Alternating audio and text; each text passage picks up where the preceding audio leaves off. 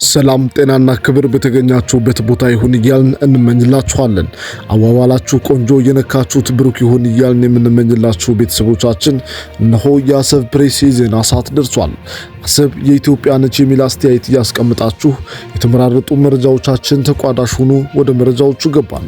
ኤርትራን ከዓለም በተቃራኒ በሆነ የኋላ ቀርነት መንገድ ይዟት እየሸመጠጠ ያለው ኢሳያስ አፈወርቂ ሁለት ከፍተኛ የጦር መኮንኖችን ከኢትዮጵያ ጄኔራሎች ጋር በስልክ ልታወሩ ትችላላችሁ ብሎ የቁም እስረኛ ማድረጉ ተገልጿል። ከስልጣኔና ከእውቀት የተጣላው ዓለም የደረሰበትን የስልጣኔ ማማ ኤርትራውያን በፊልም እንኳን እንዳያዩ ያደረገው ወዲ አፎም የኢትዮጵያ ጦር ወደቤን በጉልበት ሊቀማኝ ነው በሚል ንግግር በይፋ ለህዝቡ መናገሩ ተሰምቷል።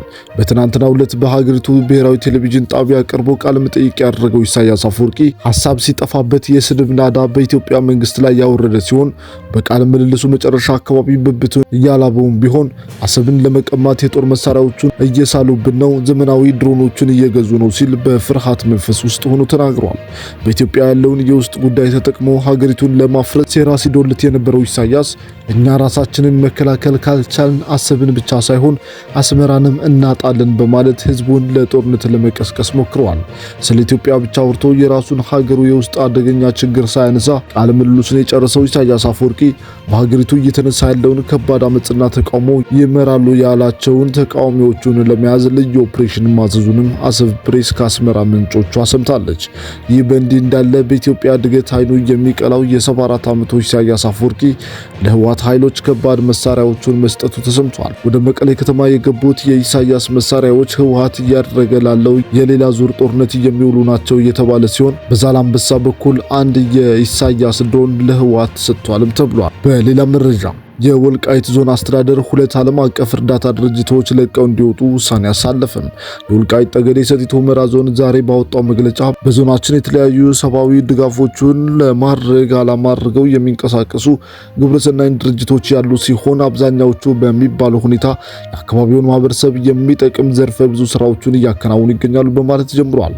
ሲቀጥልም በየትኛውም የኢትዮጵያ ክልል የሚንቀሳቀሱ የውጭ ሀገራት ግብረሰናይ ድርጅቶች ስራቸውን በሚያከናውኑበት ወቅት የሀገሪቱን ህግና ሀገሪቱ ያፈራቻቸውን ዓለም አቀፍ የሰብአዊ መብት ቃል ኪዳኖችና ስምምነት ማክበር እንዳለባቸው ጠቅሷል።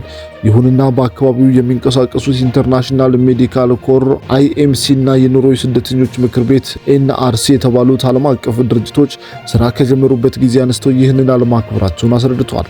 እነዚህ ድርጅቶችም የሀገራችንን ህጎችና የፕሪቶሪያን ስምምነት የሚቃረኑ በማህበረሰብ ዘንድ ቅሬታን የሚፈጥሩና ማህበረሰቡ ሌሎች ህጋዊ ድርጅቶች ላይ ጥርጣሬ እንዲኖረው የሚያደርጉ ህገወጥ ድርጊቶችን ፈጽመዋል በማለት ገልጿቸዋል። መግለጫው ሲቀጥልም እነዚህ ድርጅቶች ከህገወጥ ድርጊታቸው እንዲታቀቡ ተደጋጋሚ ማሳሰቢያ እንደሰጣቸውና ወገንተኛ ከሆነ የፖለቲካ አቋም እንዲታቀቡ የተነገራቸው መሆኑን አስረድቶ ድርጅቶቹ ግን ድርጊታቸውን መቀጠላቸውን አስታውቋል። በመግለጫው ላይ ከተጠቀሱት ሐሳቦች ውስጥ አንደኛ ድርጅቱ የአካባቢውን ህዝብ እንዳፈናቃይ መመልከታቸውና ሁለተኛ የአካባቢውን የትግራይ ክልል በማለት እየገለጹ መሆኑ የሚገኙበት ሲሆን የድርጊታቸውም በፕሪቶሪያው ስምምነት አወዛጋቢ ቦታዎች ተብለው የተጠቀሰውን የሚጥሱ መሆናቸውን አስረድተዋል። ጨምሮም ኢንተርናሽናል ሜዲካል ኮር የተሰኘው ግብረሰናይ ድርጅት ተሽከርካሪ መስከረም 29 ቀን 2018 የትራፊክ ደንብ ከጣሰ በኋላ በቁጥጥር ስር መዋሉ ያወሳው መግለጫው በወቅቱ በተሽከርካሪው ትልቅ ታንከር ውስጥ 3 ሰዎችን ደብቆ መገኘቱን አስረድቷል። ይህም የህገ ወጥ የሰዎች ዝውውርን የሚያስፋፋና በህግ የሚያስጠይቅ መሆኑን የጠቀሰው የዞኑ አስተዳደር በእነዚህ በተጠቀሳቸው ድርጊቶች የተነሳና ድርጊታቸውን እንዲያርሙ የተሰጣቸውን ምክረ ሐሳብ ባለመቀበላቸው ከዞኑ ለቀው እንዲወጡ የሚል ትዕዛዝ አስተላልፏል። በሌላ መረጃ ኢትዮጵያውያን አርቲስቶች በአፍሪካ የሙዚቃና የኪነ ጥበብ መድረኮች ላይ አሻራቸውን ማሳረፋቸውን ቀጥለዋል። አርቲስቶቹ በተለያዩ የሽልማት መድረኮች ላይ በአህጉራዊ እውቅና እየተበረከተላቸው ይገኛሉ። በናይጄሪያ ሌጎስ በተካሄደው የሁሉም አፍሪካ የሙዚቃ ሽልማት አፍሪማ ላይ የኢትዮጵያ ባለተሰጥኦ አርቲስቶች በተለያዩ ምድቦች ሽልማት አግኝተዋል። በዚህ የሽልማት መድረክ ላይ ኢትዮጵያዊቷ ድምፃዊት ቬሮኒካ አዳነ በምርጥ የአፍሪካ ባህላዊ ሙዚቃ አርቲስት ቡድን ዘርፍ ሽልማትን በማሸነፍ የሀገሯን ስም በሙዚቃው ኢንዱስትሪ ውስጥ ከፍ ብሎ እንዲታይ ማድረግ ችላለች። እንዲሁም ኢትዮጵያዊቷ ድምፃዊት ዊሃ ድማማ በተሰኘው የሙዚቃ ስራዋ በምርጥ የአፍሪካ ዳንስና ኮሪዮግራፊ ዘርፍ ሽልማት አሸናፊ መሆን ችላለች። በተጨማሪም በአፍሪካ ጃዝ ምርጥ የአፍሪካ አርቲስት ሽልማት በማሲንቆ ልዩ አጨዋወቱ የሚታወቀው ሙዚቀኛ አዲስ አለማየሁ በመድረክ መጠሪያው ሃዲንቆ ማሸነፍ ችሏል። የሽልማት መድረኩ ኢትዮጵያ ከባህላዊ የሙዚቃ ዘውግ ባሻገር በሌሎች ዘውጎችና ዘርፎች ላይ ያላትን ተወዳዳሪነት ያስመሰከረችበት ሲሆን ከዚህ ባለፈ በሌሎች የሙዚቃ መድረኮች ላይ ኢትዮጵያውያን አርቲስቶች ደምቀው በመታየት ላይ ይገኛሉ።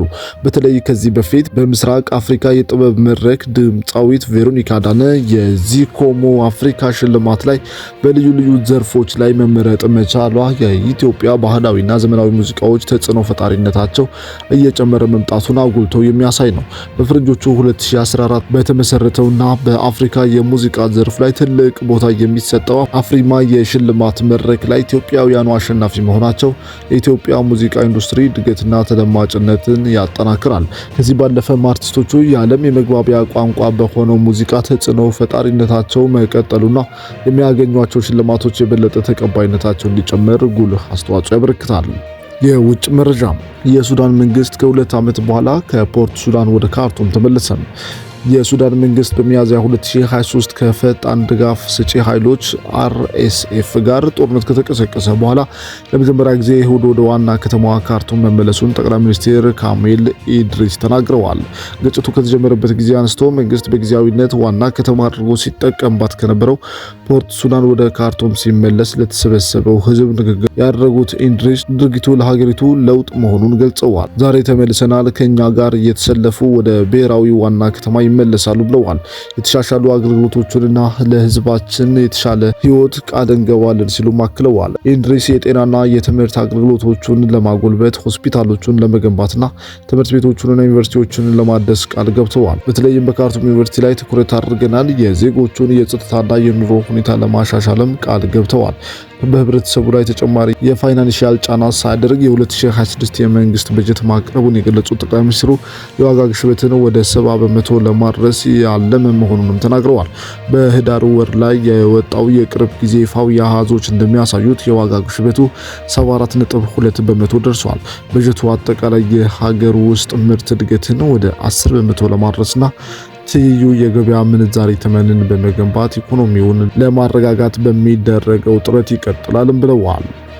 በሌላ መረጃ የኖቤል የሰላም አሸናፊ ማቻዶ ያሸነፈችው የኖቤል ሽልማት ለትራምፕ እንዲሰጥላት ብትጠይቅም አዘጋጁ አካል እንዳይተላለፍ አስታወቀም። የ2025 ሽልማቷን ለአሜሪካው ፕሬዝዳንት ዶናልድ ትራምፕ ልትሰጥ እንደምትችል የቬኔዙዌላ ተቃዋሚ መሪ ማሪያ ኮሪና ማቻዶ መናገሯን ተከትሎ የኖርዌይ ኖቤል ተቋም የሰላም ሽልማቱን ማስተላለፍ አይቻልም ብሏል። እውነታዎቹ ግልጽና በደንብ የተረጋገጡ ናቸው። የኖቤል ሽልማት ከታወቀ በኋላ ሊሻር፣ ሊጋራ ወይም ለሌሎች ሊተላለፍ አይችልም። ውሳኔው የመጨረሻና ለሁሉም ጊዜ የሚቆይ ነው ሲል የኖርዌይ የኖቤል ተቋም አስታውቋል።